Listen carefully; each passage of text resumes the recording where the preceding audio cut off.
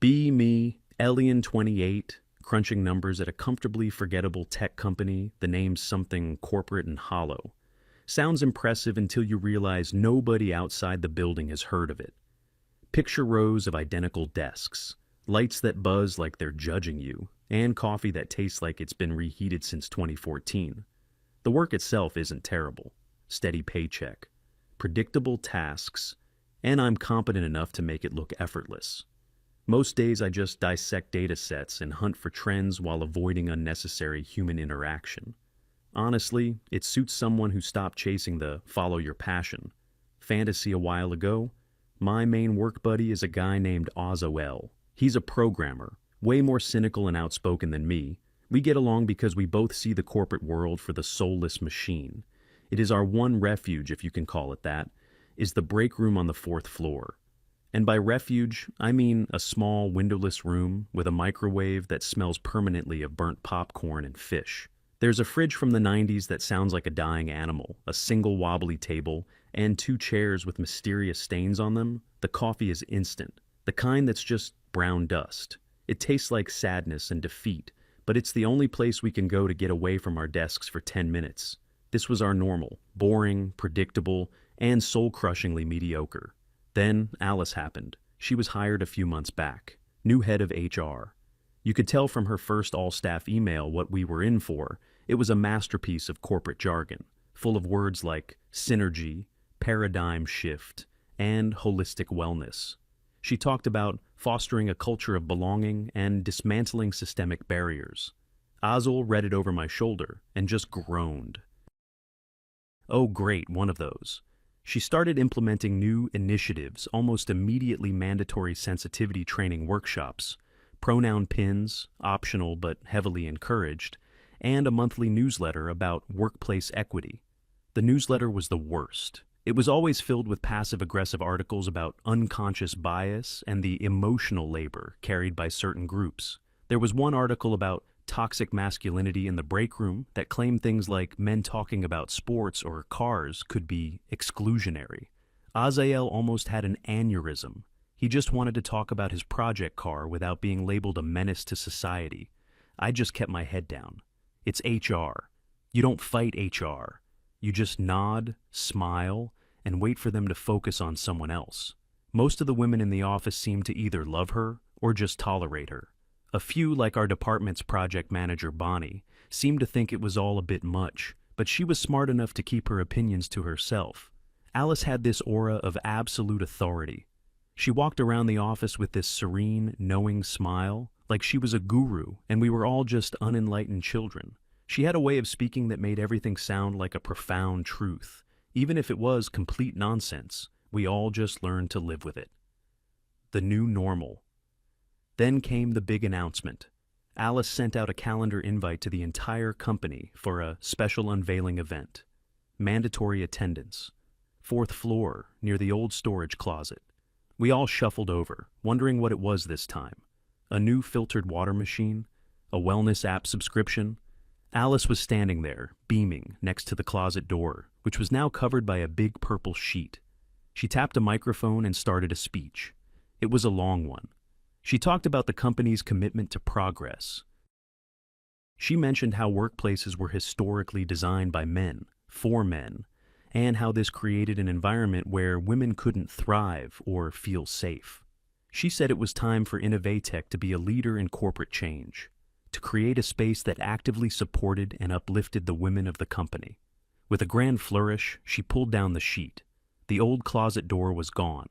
In its place was a sleek, modern glass door with frosted lettering. It read, "The Athena Lounge."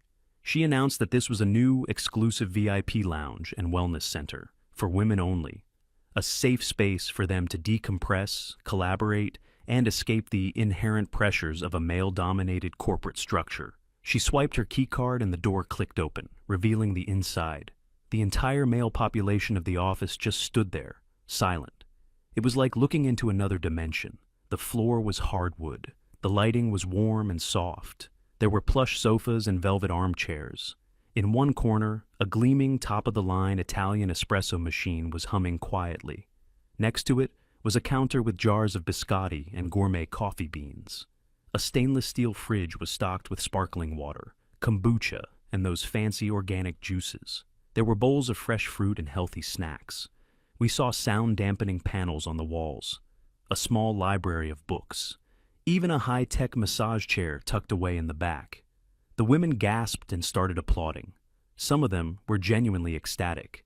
Alice smiled, soaking it all in. She explained that every female employee's keycard had been automatically activated for access. Then she looked at the men. And for everyone else, she said with that same serene smile, the existing break room on this floor is, of course, still available for your use. It was a direct, calculated slap in the face. She was telling us, in front of the entire company, that we were second-class employees. We deserved the smelly microwave and the dirt-cheap coffee, while they got a luxury spa. Azael was shaking with anger next to me. He muttered something under his breath about filing a lawsuit. I just stood there. I wasn't angry, not yet. It was something colder. It was the sheer, blatant hypocrisy of it all. The woman who preached about inclusion and equity had just literally segregated the office. The meeting ended. The women excitedly filed into their new paradise. We, the men, just kind of dispersed and shuffled back to our desks in stunned silence. The atmosphere in the office had changed forever. The next few weeks were tense. A clear divide had been established. The women would disappear into the Athena lounge and emerge 20 minutes later, looking refreshed and happy, holding perfectly crafted lattes. They'd talk in the hallways about how amazing it was, how they had a great brainstorming session on the comfy sofas, how the massage chair worked wonders on their back. Meanwhile, the men were crammed into the old break room, which now felt even more depressing by comparison. The place seemed to shrink. The hum of the fridge got louder. The instant coffee tasted even more like battery acid. You'd be in there, trying to eat your sad desk lunch, and you could hear the faint, muffled sounds of laughter coming from the lounge down the hall. It was psychologically brutal. Some of the guys tried to make a joke out of it, calling our break room the Goblin Cave or the Penal Colony. But the jokes were thin. Underneath, everyone was pissed off. Productivity took a nosedive. The guys were demoralized. You can't tell half your workforce they're less valuable and expect them to be motivated. Azael was on a warpath. He complained constantly, to me, to other guys. This can't be legal, he'd say. How is this not a textbook case of discrimination? He was right, of course, but I knew complaining would do nothing. Going to HR was pointless. The head of HR was the architect of the problem. Going above her to her boss, the director, was a huge risk. Without a concrete plan, you just look like a whiner. You get one shot with a guy like that. Alice, for her part, seemed to be enjoying the new dynamic. She'd often be in the Athena lounge herself, holding informal check-ins with the female staff. It created a clear power imbalance. She was forming an inner circle, and if you weren't in it, you were on the outside. One afternoon, I saw one of the older guys from accounting, a man who'd been with the company for 20 years, just staring at the door to the Athena lounge. He just looked tired, defeated. That's when the cold feeling in my gut solidified into a decision. Anger is loud and messy, but cold, calculated action, that gets things done. This wasn't about revenge. It was about principle. It was about the flagrant, smug injustice. That night, I went home and didn't turn on the TV or play any games.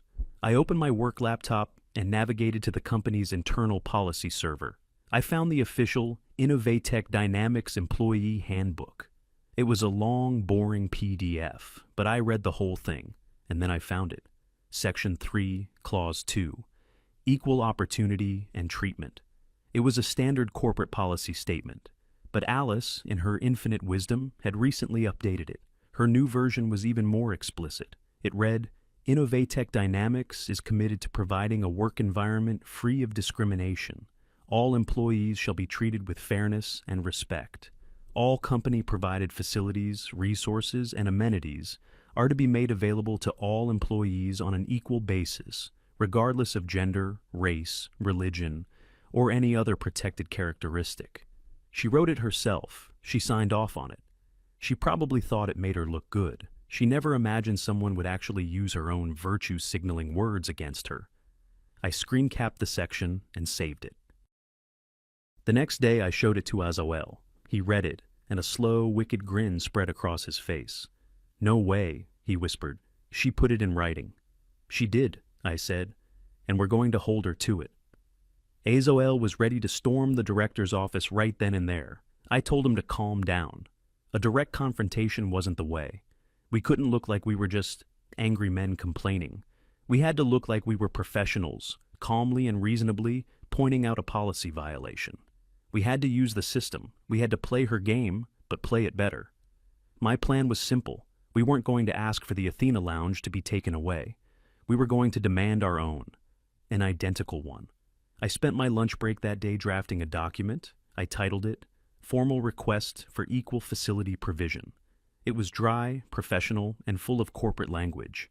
It started by praising the company's recent commitment to employee wellness, citing the success of the New Lounge initiative.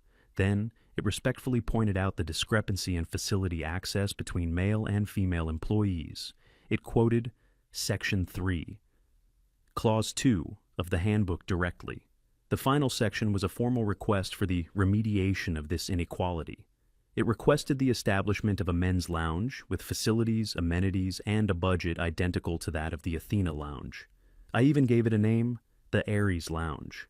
I thought that was a nice touch. To make it irrefutable, I created a checklist of amenities, copying everything from the women's lounge.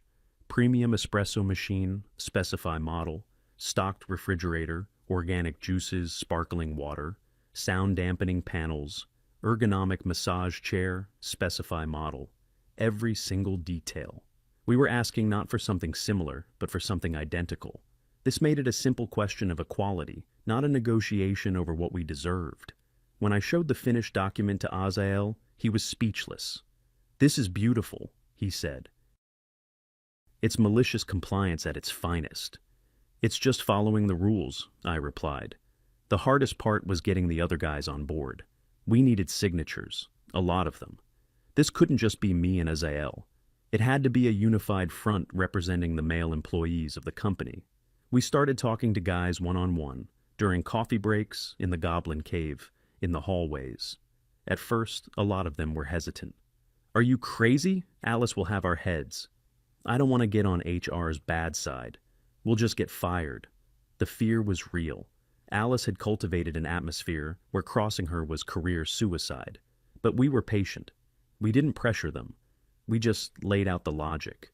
We showed them the handbook. We showed them the request. I explained that this wasn't an attack. It was a formal procedural request based on the company's own written policy. "What can she do?" I'd ask them. "Fire all of us for respectfully asking the company to follow its own rules." How would that look? The tide started to turn after about a week. The daily, grinding humiliation of the situation was doing our work for us. Every time a guy saw a woman walk past with a fancy latte while he was stirring his brown powder, it pushed him a little closer to our side. Every time they had to eat lunch in that depressing room, another one would come find us. "Okay," they'd say, "where do I sign?" We even got Bonnie's unofficial support. I caught her in the kitchen one morning and quietly explained what we were doing. She read the request, and a small smile touched her lips. She couldn't sign it, obviously, but she said, "Good luck. Someone needs to stand up to her." That was a huge morale boost. In the end, we got signatures from over 90% of the male employees, from the interns to the senior managers. It was a thick stack of papers, a testament to a shared sense of injustice. The time had come. I chose my moment carefully. I waited until a Wednesday afternoon, when I knew Alice would be in her office and not busy with meetings. Azael wanted to come with me for moral support, but I told him it was better if I went alone. A group would look confrontational. A single person looks like they're just following procedure. I walked to her office. The door was open. She was typing at her computer, a cup of herbal tea next to her. I knocked softly on the doorframe. "Alice, do you have a moment?" She looked up, her serene HR smile clicking into place. "Elian, of course. Come in. What can I do for you?" I walked in and stood in front of her desk. I didn't sit down. I placed the stack of papers, the request, and all the signatures squarely in the middle of her desk.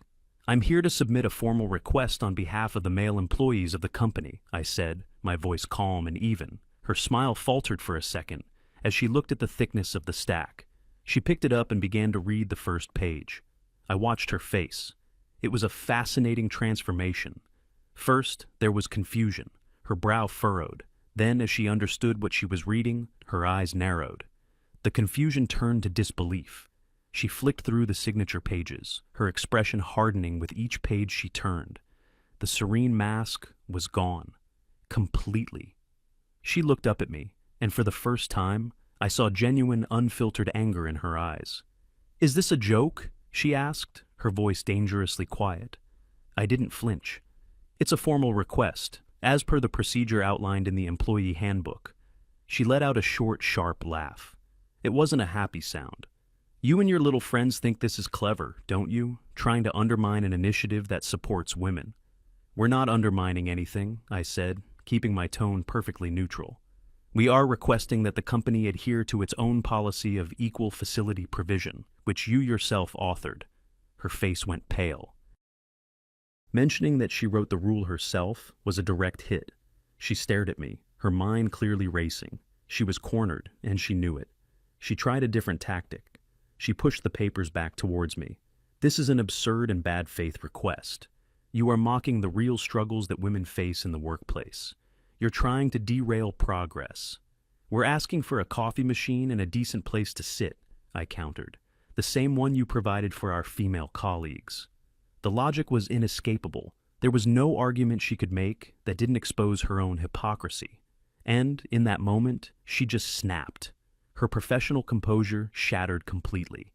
With a sudden, furious movement, she grabbed the entire stack of papers, and she ripped it in half. Then she ripped the halves in half again, and threw the pieces into the trash can next to her desk. "Request denied," she hissed, her voice trembling with rage.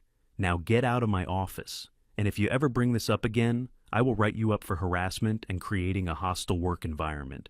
I just looked at her, at the shredded paper in her bin. I didn't say a word. I just gave a single small nod. Then I turned around and walked out of her office. Azael was waiting for me down the hall, practically vibrating with anticipation. "What happened? What did she say?" I looked at him, and for the first time that day, I smiled. "We got her," I said. "She just gave us everything we need." She thought she had won. She thought tearing up a piece of paper made the problem go away. She had no idea she just escalated this from a simple office dispute to something she would have no power to control.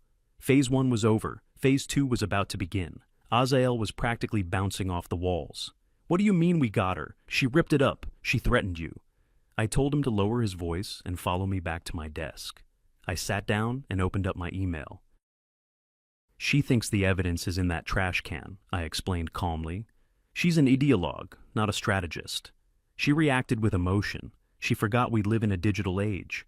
I showed him the document on my screen. "I have the original file. I have a list of every person who signed it. And now we have a witness, me, to the head of HR's unprofessional conduct, destruction of an official employee document, and direct threat of retaliation." Azael's eyes went wide as he understood. "So what now?" "Now," I said, cracking my knuckles, "I write an email." It was the most carefully composed email of my life. I didn't write it in anger. I wrote it like I was filing a bug report, cold, factual, and procedural. To the director, C. Alice.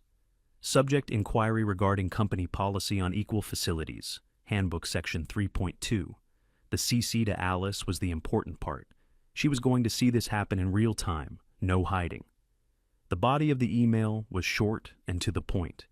"Dear Director," it began, "I am writing to seek clarification on the correct procedure regarding the application of our company's equal opportunity policy." I then laid out the facts, one by one, in a numbered list. 1. A new wellness lounge facility. The Athena Lounge was recently opened with access restricted to female employees. 2. In the spirit of the company's commitment to equality, as stated in Section 3.2 of the Employee Handbook, a formal request was drafted and signed by a majority of male employees for the provision of an equivalent facility. A digital copy of this request is attached for your reference. 3.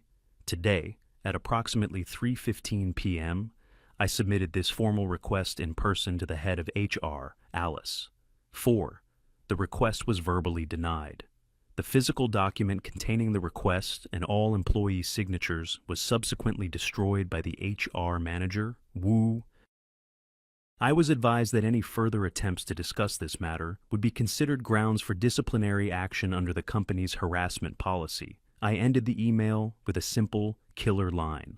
We respectfully request guidance on the appropriate channels to pursue this matter to ensure the company remains in full compliance with its own stated policies on equal treatment for all employees. Thank you for your time. Sincerely, Elian. I attached the PDF of our original request. Then I took a deep breath and I clicked send. A strange calm washed over me. I had just lit a match and dropped it into a fireworks factory. There was no going back.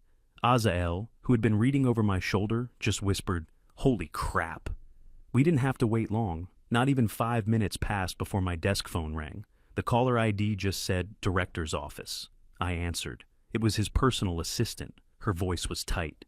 "Elian, the director needs to see you in his office. Immediately. Alice has also been summoned." I hung up and looked at Azael. He gave me a solid nod. "Go give him hell." Walking to the executive suite on the top floor felt like a movie scene. The carpet was thicker up there. The air was quieter. Alice was already standing outside his door when I arrived. She wouldn't look at me. Her face was a mask of cold fury. She was pale, and I could see a muscle twitching in her jaw. The serene guru was gone, replaced by a cornered animal. The director's assistant opened the door and gestured for us to go in. The director was a man in his late 50s. He wasn't a flashy CEO. He was an engineer by trade who had founded the company in his garage 30 years ago. He was pragmatic, no nonsense, and from what I'd heard, he only cared about two things: product and profit. His office was big, with a huge window overlooking the city. But he wasn't looking at the view. He was sitting at his massive oak desk, staring at his monitor. My email was on the screen. He gestured for us to sit in the two chairs in front of his desk. They felt like they were miles away. For a full minute, he didn't speak. He just sat there, slowly rereading my email. The silence was deafening. Finally, he looked up. His eyes were like ice chips, and he looked directly at Alice. He completely ignored me. "Alice," he said, and his voice was dangerously calm. "Explain this." She opened her mouth, and the usual HR jargon started pouring out. It was a bad faith request, a form of protest meant to mock our equity initiatives. The men were weaponizing our policies against a program designed to support women who face systemic disadvantages. He held up a hand. The motion was small, but it cut her off instantly. "I did not ask for a lecture on social theory," he said, his voice flat. "I asked you to explain this email. Did you, or did you not, create a company facility that is exclusively accessible to one gender?" She hesitated. "Well, yes, but the intention was—" "I don't care about your intention," he snapped, his voice finally rising. "The law doesn't care about your intention. Our insurance provider doesn't care about your intention. A jury doesn't care about your intention. They care about one thing: discrimination. And you have served it up on a silver platter." He leaned forward. "Did you, or did you not, receive a formal request from a group of employees?" "It was a troll," she muttered. "Was it a formal request, yes or no?" "Yes," she said, her voice barely a whisper. He continued, his voice like a hammer, striking an anvil with each question. "And did you then destroy that document? It wasn't a valid— Did you destroy it?" "Yes." "And did you threaten an employee with retaliation for raising a policy concern?" She was silent. She just stared at her hands in her lap. "I see," the director said, leaning back in his chair. He looked at her like she was something he'd scraped off his shoe. "In your quest for whatever this is," he gestured vaguely at the air, "you have single-handedly exposed this company to a class action lawsuit that would cost us millions. Millions in legal fees, millions in damages, and a PR nightmare that would destroy our reputation. You have turned my company into a legal minefield." She finally looked up, a desperate look in her eyes. "But it's about creating a safe space," he laughed, a dry, mirthless sound. "A safe space? You declared one half of my workforce to be unsafe. You have alienated, demoralized, and insulted every man who works here. The numbers don't lie, Alice. Productivity in 3 departments has dropped by 12% in the last month. That's your equity initiative in action. It's costing this company money, my money. He finally turned his gaze to me. His expression wasn't angry. It was just assessing. You, he said, you just want a place to make coffee, is that it? I found my voice. We just want the same facilities our colleagues have. We want the company to follow its own policy. He nodded slowly. He looked back at Alice. Her face was ashen. All right, he said, his voice now firm and decisive. Here is what is going to happen. He held up one finger. Option 1, tomorrow morning, the Athena Lounge is to be permanently closed, locked, and converted back into a storage closet. All of the furniture and equipment will be sold off. We go back to the way things were. He held up a second finger. Option 2, you will approve the request for the Ari's Lounge immediately. You will allocate an identical budget. You will personally oversee its construction to ensure it is, in every single detail, a mirror image of your lounge. It will be expedited and completed within 3 weeks. He paused, letting the ultimatum hang in the air. Either way, the special privilege you created is gone. We either have 2 lounges, or we have 0 lounges. But we will not have one. That is not negotiable. He leaned forward again, his eyes locked on hers. And let me be crystal clear. If I ever hear about you pulling a stunt like this again, if I so much as get a whiff of any initiative that creates legal exposure or divides my staff, I will fire you so fast your email account will be deactivated before you get back to your desk. Do you understand me? Alice just sat there, utterly broken. The fight was gone. All the ideology, all the smug certainty had evaporated under the harsh light of reality. She looked small. Yes, she whispered. I understand. He turned back to me. Which will it be, Elian? 0 lounges or 2? I thought for a second. Closing hers would be a victory, but it would be a bitter one. Getting ours would be a monument to this entire farce. 2 lounges, I said. The director nodded. Fine. Alice, you have your instructions. Get it done. He looked at us both. Now, get out of my office. I have a company to run. We both stood up and walked out without another word. In the hallway, Alice didn't even look in my direction. She just walked away, her shoulders slumped in defeat. I had won. The next day, a company-wide memo went out from Alice's office. It was a short, terse announcement about a new wellness initiative to create a lounge for male employees, in the interest of promoting total workplace equality. The tone was so forced and robotic, you could practically feel her grinding her teeth as she typed it.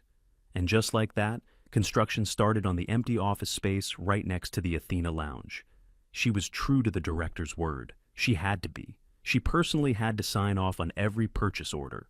Azael and I had the satisfaction of watching her approve the invoice for the exact same high-end espresso machine. We saw her sign for the delivery of the exact same model of massage chair. Every single item on our list, she had to personally approve and pay for from her HR budget. It must have been agony. The men in the office were walking on air. The sense of relief and vindication was incredible. It was like a cloud had been lifted. People were smiling again, collaborating. The us versus them tension just vanished. We had our brotherhood back. We had stood together, used the system, and won. We hadn't shouted or protested. We had been smarter. 3 weeks later, to the day, the Ari's Lounge was complete. It was perfect. It was an exact mirror of theirs, but we made it our own. We had the same great coffee, the same comfy chairs, the same stocked fridge. But instead of a bookshelf full of self-help and feminist literature, we put in a bookshelf with sci-fi classics and biographies of explorers and engineers. Where they had a pot of orchids, we had a cool-looking bonsai tree. And the centerpiece, the one thing we requested that they didn't have, a massive wall-mounted 4K television with the latest generation gaming console hooked up to it. The day it opened, it was like a holiday. Guys were in there, playing games, talking, laughing. The morale boost was off the charts. The old break room, the Goblin Cave, was officially abandoned. Someone just taped an out-of-order sign on the door, and it was forgotten. The best part, the true poetic justice, was what happened to the Athena Lounge. It was still there, and the women still used it. But it wasn't special anymore. It had lost its power. Its status as an exclusive elite club was gone forever. It was just the other room. the girls' room, and right next door was the boys' room. All the smugness and superiority that came with it had completely evaporated. Alice's grand project, her symbol of progressive female empowerment, had been rendered meaningless. She hadn't created a special privilege. She had just been forced to create a separate but equal facility, something that felt less like a modern corporate perk and more like something from a history book. And, oh, it killed her. You could see it every day. She would walk down the hall with her head down, trying not to look at either lounge. Sometimes she would have to walk past the Aries lounge when the door was open, and she'd hear the sound of a video game or a group of guys laughing at a joke, and her face would just tighten into a mask of pure resentment. She had to live every single day with a giant, tangible monument to her own failure, a monument she had been forced to build herself. One afternoon, I was in our lounge making an espresso. Azael was on the couch, playing some racing game on the big screen. He paused the game and looked over at me. "You know," he said with a grin, "in a weird, twisted way, Alice is the best HR manager we've ever had." I took a sip of my perfectly brewed coffee. "She really did fight for better workplace conditions for men," I replied. "She just didn't know it at the time." We both laughed. Justice, as it turns out, is a drink best served from a high-end Italian espresso machine that your enemy was forced to buy for you, and it tasted damn good.